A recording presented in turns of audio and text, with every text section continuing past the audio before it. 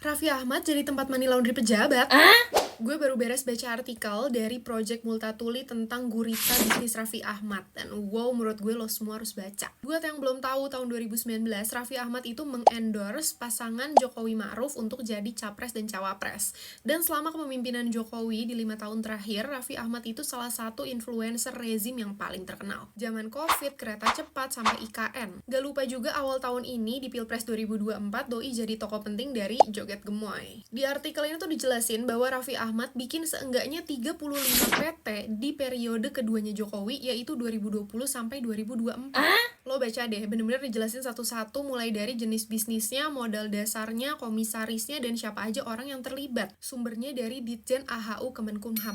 Salah satu yang kita tahu jelas, Trans Entertainment ini 78,6% sahamnya milik Raffi Ahmad, 6,8% milik Doni Oskaria, 1,2% milik Nagita Slavina, dan 1,1% milik Kaesang Pangarep. Nah, Doni Oskaria ini adalah salah satu nama yang dipanggil ke Kertanegara kemarin untuk bertemu Prabowo Subianto, presiden terpilih kita. Dia ini adalah Dirut Injurni, induk perusahaan BUMN di sektor aviasi dan pariwisata. Buat 34 penjelasan bisnis lainnya bisa cek sendiri ya.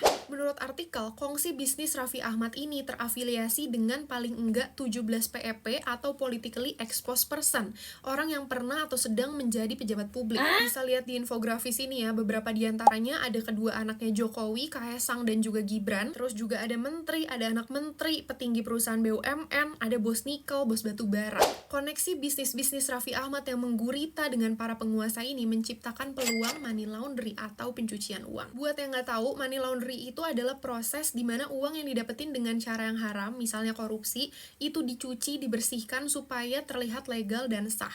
Salah satu cara nyuci uang yang paling umum adalah lewat perusahaan-perusahaan bodong dan bikin transaksi bisnis di sana. Dengan punya banyak perusahaan, uang tuh bisa dibikin muter-muter di antara entitas bisnis, dan ini bikin asal-usulnya jadi makin sulit untuk dilacak. Dan money laundry itu ngelanggar hukum ya, bisa dipenjara maksimal 15 tahun atau didenda paling banyak 15 miliar. Karena kalau emang uangnya hasil kerja keras, ngapain dicuci? Salah satu pertanyaan juga, apakah Raffi manfaatin kedekatannya dengan PEP tadi untuk dapetin keuntungan bisnis? Kayak akses izin yang lebih gampang, peluang-peluang proyek eksklusif, atau kemudahan yang lain. Karena pejabat publik harusnya etisnya tidak boleh terlibat dengan perusahaan swasta, apalagi jadi pemegang saham. Ini bisa ngerugiin rakyat karena kebijakan yang harusnya netral jadi bisa dimanipulasi untuk kepentingan pribadi dan kelompok. Tapi kata Pak Erick Thohir, dia yakin banget kalau Raffi Ahmad tuh nggak terlibat dalam pencucian uang. Kita mau percaya aja apa gimana?